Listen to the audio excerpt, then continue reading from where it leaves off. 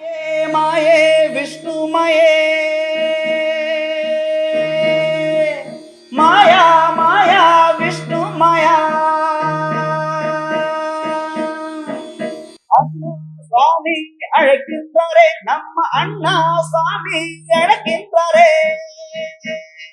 Sir, முதல் ராசியான மேஷ ராசிக்காரர்களுக்கு என்ன மாதிரியான நற்பலன்களை கொடுக்க போது, என்ன மாதிரியான இன்னும் சிறப்பான பலன்களை கொடுக்க போது, என்ன கடவுள்களை வழிபட்டா இன்னும் வாழ்க்கை சிறப்பா இருக்கும் அப்படிங்கறத சோழி பிரசன்னம் மூலமா சொல்லுங்க சார். மாயன் மயம் ஆன்மீக அன்பர்களுக்கெல்லாம் 2020ஆம் ஆண்டுக்கான புத்தாண்டு நல்வாழ்த்துக்களையும் ஆசீர்வாதத்தையும் தெரிவித்துக் கொள்கின்றேன்.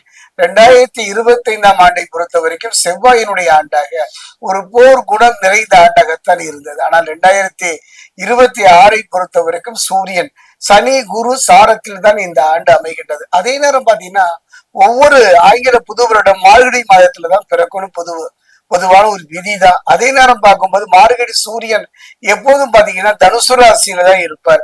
தனுசு ராசியில் சூரியன் மட்டுமல்லாது இந்த ஆண்டை பொறுத்த வரைக்கும் கூடவே யாருன்னா இருக்குதுன்னா புரிந்து கொள்கின்ற காரகத்தினுடைய செவ்வாய், களத்திரகாரகன் சுக்கிரன், புதன் என்னும் கிரகங்களும் உள்ளனர்.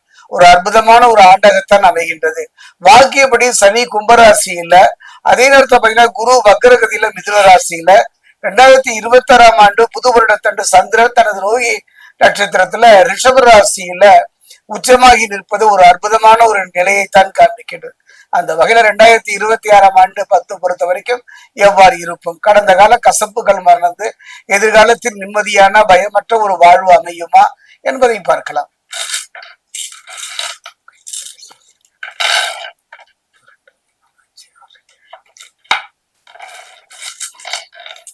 மேஷராசி இருக்கக்கூடிய அஸ்வினி, மேஷராசி இருக்கக்கூடிய பரணி,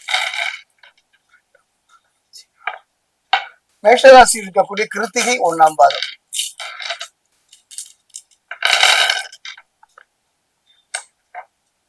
மேஷராசி என்பவர்களே, என்னுடைய அனுபவத்தை பொறுத்த வரைக்கும் 2026ஆம் ஆண்டு ஒரு நல்ல மாற்றம் தரக்கூடிய ஒரு அருமையான ஒரு நல்ல சந்தர்ப்பத்தை தரக்கூடிய ஒரு ஆண்டாகத்தான் அமைகின்றது.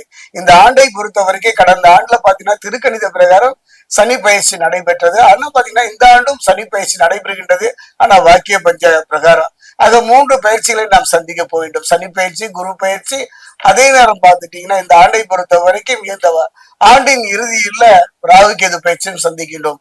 அந்த வகையில் பார்க்கும் பொழுது ஒரு நிம்மதி தரக்கூடிய ஒரு ஆண்டாகத்தான் அமைகின்றது. அதே நேரம் 9, 12ஆம் அதிபதி யாருன்னு பாத்தீங்கன்னா குரு பகவான், 1, 8ஆம் அதிபதி யாருன்னு பாத்தீங்கன்னா செவ்வாயும் இணைந்து குருமங்கள யோகத்தை ஏற்படுத்துகின்றார்கள்.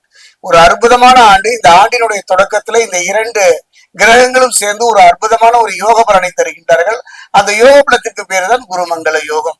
இந்த யோகத்தினுடைய பலனே உங்களுக்கு போதுமே. இதுவரை தடைபட்டு போன எல்லா நல்ல காரியங்களும் தடை நீங்கி நிம்மதி பெறும். குடும்பத்தில் திருமணத்திற்கு காத்திருந்தவர்களுக்கும் நல்ல ஒரு திருமண யோகம் கிடைக்கும். அதே நேரத்துல கொஞ்சம் கவனமாக இருந்து விட்டாலே போதும். குறிப்பா பாத்தீங்கன்னா தொழிலை தேடி அலைந்து கலைத்தவர்களுக்கெல்லாம் ஒரு நல்ல தொழில், படித்திருந்தால் மட்டும் போராது, அந்த படிப்புக்கேற்ற தொழில் எல்லோரும் வாழ்க்கையிலும் அமைகின்றதா இல்லையே. அந்த வகையில அந்த உங்களை திறமைக்கும் அறிவிக்க விட்ட ஒரு நல்ல தொழில் அமைவதற்கான ஒரு நல்ல சந்தர்ப்ப சூழ்நிலை அமையும். மன சஞ்சலம், மன குழப்பங்கள் எல்லாம் படிப்படியாக குறைகின்ற ஒரு ஆண்டாகத்தான் அமைகின்றது. அதே நேரம் பார்த்தீங்கன்னா மன சஞ்சலம் என்று நிம்மதியை தரக்கூடிய ஒரு ஆண்டாகவும் இந்த ஆண்டு அமைகின்றது. ஆன்ம பலம் கூடும். இது ஒன்று போராத ஒரு மனிதனுடைய வாழ்க்கையில எந்த பலம் இருந்தாலும், தெய்வ பலம், தெய்வ பலம், மனோ இருந்தாலும் கூட இந்த ஆன்ம பலம் என்பதெல்லாம் ஒரு மனிதனுடைய வாழ்க்கையில அவசியங்க. எதை இழந்தாலும் இழந்ததை தரக்கூடிய ஒரு பலம் ஆன்ம பலம். அந்த ஆன்ம பலம் மேஷராசியை பொறுத்த வரைக்கும் 2026ஆம் ஆண்டு கிடைப்பதற்கான அற்புதமான ஒரு யோகம் தான். மன சஞ்சலம் என்று நிம்மதி அதிகரிக்கும் என்று சொன்னேன். அந்த மன சஞ்சலம் குடும்பத்துல தொழில் இருந்தாலும் அந்த பிரச்சனைகள் எல்லாம் குறைந்து நிம்மதி தருகின்ற ஒரு ஆண்டாக 2026ஆம் ஆண்டு மேஷராசிக்கு அமைகின்றது. அது மட்டும் கிடையாதுங்க. சனி பகவானை பொறுத்தவரை சனி 10ஆம் பார்வை செவ்வாயின் மேல் பதிகின்றது. செவ்வாய் 4ஆம் பார்வையில் சனியை பார்க்கின்றார்கள். இந்த சனி செவ்வாயின் மீது அவருடைய பார்வை பதிவதும் ஒரு அருமையான ஒரு சந்தர்ப்பம் தான். பிரச்சனைகள் இருந்தாலும் கூட, மன உளைச்சல் இருந்தாலும் கூட படிப்படியாக குறைகின்ற நம்பிக்கை தரக்கூடிய நிம்மதியான ஆண்டு 2026ஆம் ஆண்டாக அமைகின்றது. கவலையே பட வேண்டாம். கடந்த ஆண்டில் சிந்திய கண்ணீருக்கு பலன் தரக்கூடிய ஒரு ஆண்டாக, தைரியமும் தன்னம்பிக்கை ஆண்டாக இந்த 2026ஆம் ஆண்டு அமைகின்றது. அதே நேரம் தெய்வ பலமும் நமக்கு துணை இருந்தால் போதுமே. இந்த ஆண்டு முழுவதுமே நீங்கள் வழிபடக்கூடிய யாருன்னா சனி பகவானை வழிபாடு செய்வது சிறப்பு. அந்த வகையில் திருத்தணி பாதசனீஸ்வரர் ஆலயம் சென்று ஒரு தேங்காய் வாங்கி இரண்டாக உடைத்து நீரை வெளியேற்றி நல்லெண்ணெய் நிரப்பி சனி பகவானை வழிபடுவது அற்புதமான ஒரு நல்ல யோக பலனை தரக்கூடிய ஆண்டு 2026 ஆண்டு மேஷராசிக்கு.